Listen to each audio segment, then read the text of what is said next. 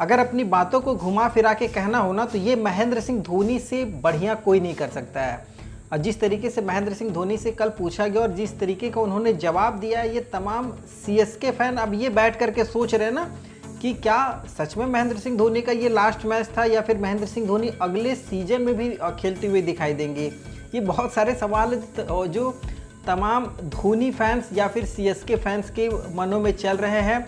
और महेंद्र सिंह धोनी ने फाइनली कहा क्या है वो बहुत इंपॉर्टेंट है। जब महेंद्र सिंह धोनी से पूछा गया तो कहते हैं I am not saying I am done और I am not saying I am coming back. मतलब महेंद्र सिंह धोनी का कहने का सीधा सा मतलब ये था कि मैं ये बिल्कुल भी नहीं कह रहा हूँ कि आई एम डन, मतलब मैंने अपना पूरा काम कर लिया, अब ये मेरा लास्ट है। और मैं ये भी नहीं कह रहा हूँ कि मैं पिछले साल वापस नहीं आऊँगा। कमिंग बैक मतलब मैं वापस भी आ सकता हूँ और हो सकता है ये मेरा लास्ट आखिरी मैच भी हो। अब जैसे महेंद्र सिंह धोनी ये चीज़ें कहते हैं कि तमाम सीएसके फैन, क्रिकेट फैंस के मनों में ये सवाल दौड़ना शुरू हो जाता है कि क्या सच में धोनी का ये लास्ट मैच है या फिर धोनी अगले साल खेलते हुए दिखाई देंगे।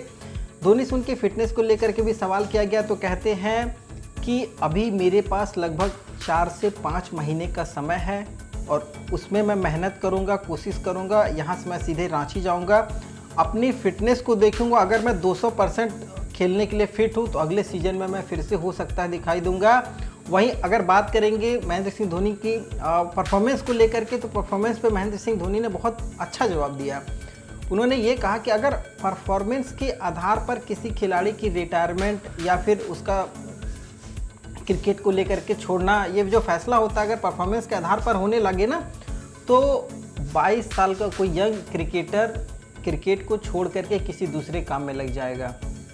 परफॉर्मेंस के आधार पर किसी का रिटायरमेंट तय नहीं होता। उसकी शरीर उसका कितना साथ देती है, किस तरीके का वो फिट है, अगर उसका खुद का फिटनेस कहता है कि नहीं आप क्रिकेट को आगे जारी रख सकते हैं, तब वो खेल सकता है, परफॉर्मेंस के आधार पर नहीं। अब यही अगर किसी भी प्लेयर्स की बात करें, जैसे ऋषभ पंत, अगर ऋषभ पंत का जो परफॉर्मेंस था वो महेंद्र सिंह धोनी से भी बेकार था, लेकिन आखिर ऋषभ पंत में एक फ्यूचर है। क्यों? क्योंकि उनका फिटनेस जो है वो अभी लगता है कि वो 8-10 साल क्रिकेट को दे सकते हैं, जिस तरीके से अभी यंग है। वही महेंद्र सिंह धोनी का फिटनेस में कोई सानी नहीं है, दिक्कत लोगों को उनकी उम्र को लेकर के है। परफॉर्मेंस भी कोई ख़राब नहीं है, अपनी जगह पर महेंद्र सिंह धोनी ठीक है, जितना टीम को बनता है वो करते हैं और अपने से ज़्यादा हर उस खिलाड़ियों को मौका देते हैं जो उस स्तर पर परफॉर्म कर पाए।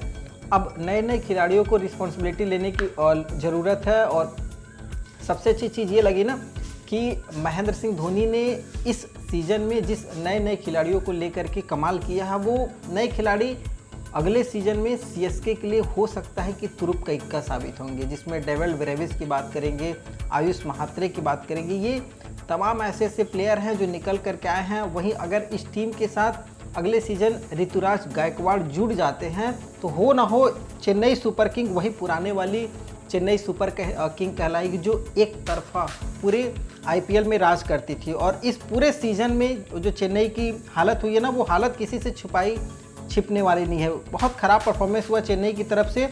खैर इस पूरे मैच में आज के जो मैच था ये गुजरात को जीतना बहुत इंपॉर्टेंट था। अगर नंबर 1 और नंबर 2 पर फिनिश करना था ना, तो गुजरात को ये मैच जीतना था। लेकिन सीएसके ने बहुत शानदार परफॉर्मेंस किया। 20 ओवर में 230 रन, 5 विकेट के नुकसान पर। आयुष महात्रे और डेविन कॉनवे बहुत बेहतरीन बल्लेबाजी। ओपनिंग पार्टनरशिप जब लाजवाब हो जाए तो फिर आगे बात ही क्या करना है। उसके बाद उर्विल पटेल बहुत शानदार, 19 गेंदों पर 37 रन। डेविड ब्रेविस का तो बात ही छोड़ दो, 23 गेंदों पर 57 रन। और रविंद्र जडेजा स्लो है लेकिन ठीक है, 18 गेंदों पे 21 रन।